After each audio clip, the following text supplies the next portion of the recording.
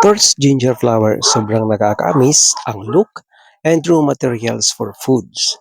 Alam nyo ba na hindi lang ito nakakaakit tingnan, ang bulaklak nito pwede rin itong ihalo sa pagkain tulad ng salad, sausawan o salsa. Pwede rin gamitin sa pagbuo o pagbalot ng pagkain. Ito ay tradisyonal na isinasama ang mga bulaklak ng torch ginger sa mga pagkain dagat.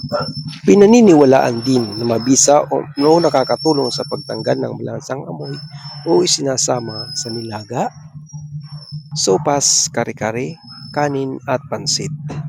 O di ba ang galing ng halamang ito, hindi lamang hanip sa ganda, lalo na sa umaga, mapapangaw ka.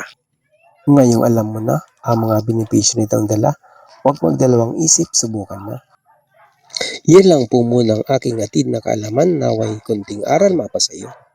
Ang video matatapos na. Kung kayo nakarating sa part na ito, maraming salamat. Kung kayo nasiyahan, i-type sa comment section ang inyong comments or reaction at i-share na rin. Dahil sa iyong tulong, asahan mo, ibabalik ko rin yan sa iyo. Thank you for watching.